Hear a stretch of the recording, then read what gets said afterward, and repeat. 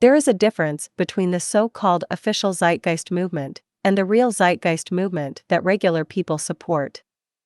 Sort of like how people contribute to the decentralized anonymous movement by contributing value to it, regular people contribute to the real Zeitgeist movement if they feel like it. The real Zeitgeist movement is unofficial.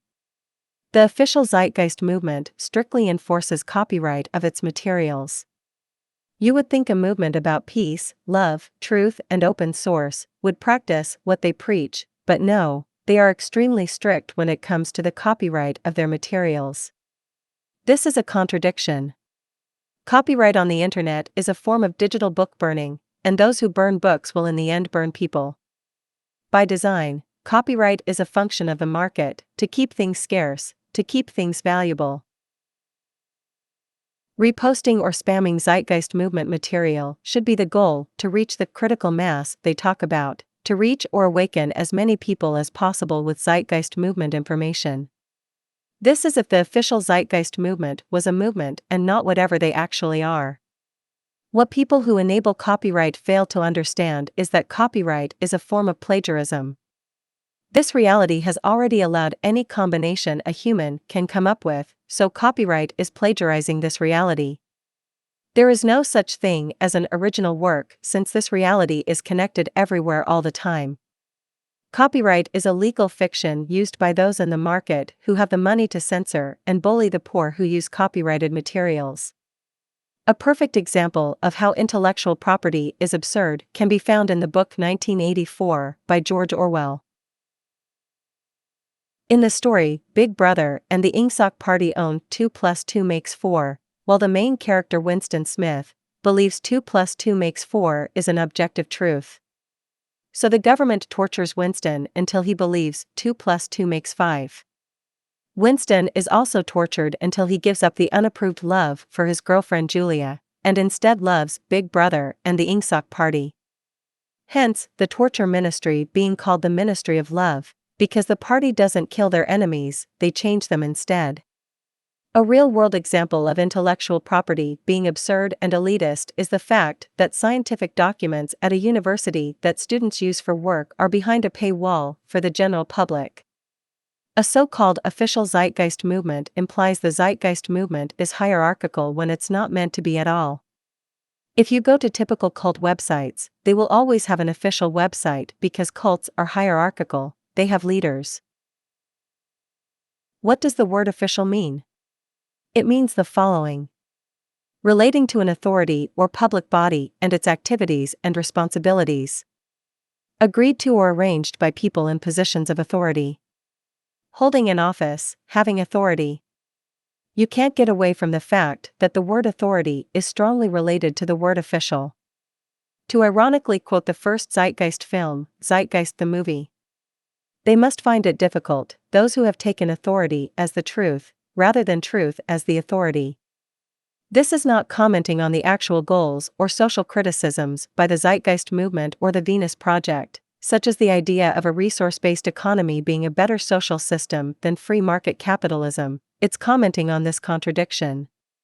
Promoting peace, love, and truth, yet heavily, aggressively, and strictly enforcing copyright. Cults typically are heavily reliant on enforcing copyright to protect their materials because cults are about control of their information to protect a brand or image. Disney, for example, has taken stories in the public domain, and then they make their own version, and then slap the Disney brand on it, to promote the delusional fantasy of the Disney Magic brand.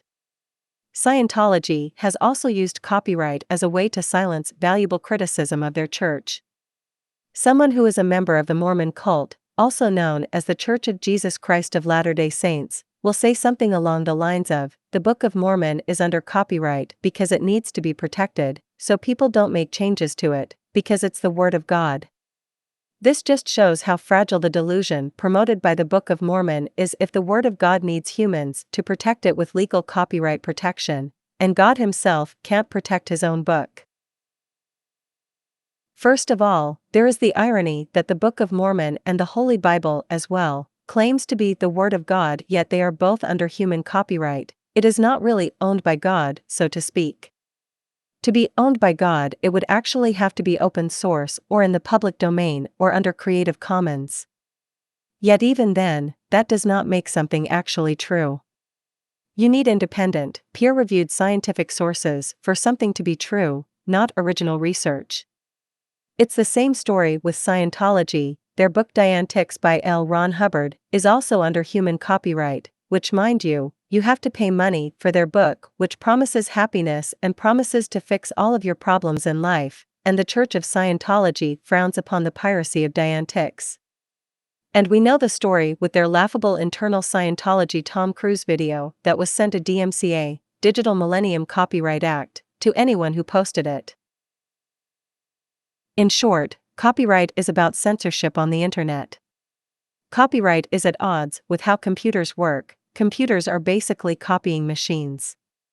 The Zeitgeist movement's book, Realizing a New Train of Thought, is open source or is under Creative Commons, and unlike cult books, it has sources for what it says. It is not original research. It is not and should not be under copyright because the Zeitgeist movement is meant to be about advocating an open source society or resource-based economy. If someone made a change to the Zeitgeist movement's book, they would provide their scientific sources for their argument because that is the nature of the Zeitgeist movement's book. Anyway, this video is simply a commentary on the difference between the fake, cult-like, so-called official Zeitgeist movement and its aggressive, controlling behavior regarding protecting their videos from regular people posting them to spread awareness of the movement, versus the real unofficial Zeitgeist movement supported by real people that want to get the word out about a resource-based economy and the Venus Project.